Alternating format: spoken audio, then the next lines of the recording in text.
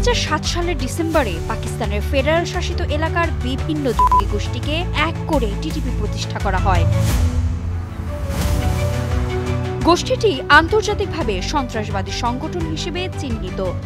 তাদের লক্ষ্য পাকিস্তানের সরকারকে সরিয়ে তাদের নিজস্ব মতাদর্শে একটি ইসলামী শাসন ব্যবস্থা প্রতিষ্ঠা করা। গোষ্ঠীটি আফগানিস্তানে আশ্রয় প্রশ্রয় পায় বলে পাকিস্তানের অভিযোগ।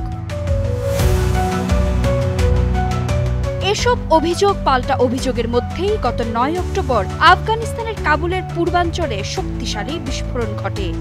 তারপর পাক সীমান্তে সেনা চৌকিতে হামলা চালায় আফগানরা। দুই পক্ষই বড় জনবল হারায়। তারপর গত 14 অক্টোবর রাতে দুই দেশের সীমান্তে নতুন করে শুরু হয় সংঘাত। তখনও প্রাণহানির ঘটনা ঘটে দুই পক্ষেরই। সর্বশেষ 6 নভেম্বর স্পিন বোল্ট অঞ্চলে পাকিস্তানের তরফ থেকে গুলি চালানো হয়।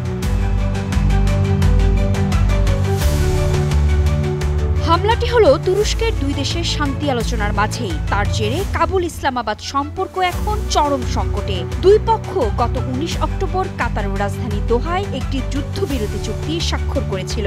এরপর গত সপ্তাহে তারা তুরস্কের ইস্তাম্বুলে দ্বিতীয় দফায় আলোচনা শুরু করে। লক্ষ্য ছিল দীর্ঘমেয়াদী চুক্তি, কিন্তু সেই আলোচনা সফল হওয়ার আগেই শেষ হয়। জরুরি হয়ে পড়ে তৃতীয় দফার সংলাপ।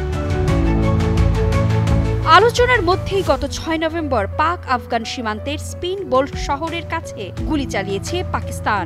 প্রতিক্রিয়ায় আফগানিস্তান বলেছে ইস্তাম্বুল বৈঠকের প্রতি সম্মান দেখিয়ে তারা হামলার জবাব দেয়নি, তবে সেই বৈঠক কার্যত ভেস্তে গেছে। এক্সট্রিম মশার কয়েল প্ল্যান্ট ফাইবার দিয়ে তৈরি, ডেঙ্গু চিকুনগুনিয়া বাহি সহ যে কোনো মশার বিরুদ্ধে দেয় এক্সট্রিম সুরক্ষা।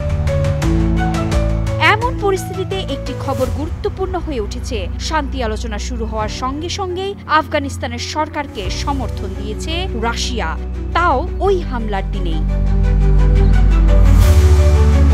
রাশিয়ার জাতীয় নিরাপত্তা উপদেষ্টা Sergei Shoigu collective security treaty organization এবং কমনওয়েলথ অব ইন্ডিপেন্ডেন্ট স্টেটসের যৌথ বৈঠকে আফগানিস্তানের গুরুত্বপূর্ণ এবং ইতিবাচক উন্নয়নের কথা বলেন।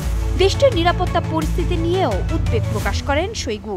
দেশটিকে আঞ্চলিক অর্থনৈতিক কাঠামোতে পুনর্বিবেচনার গুরুত্বের উপর জোর দেন তিনি।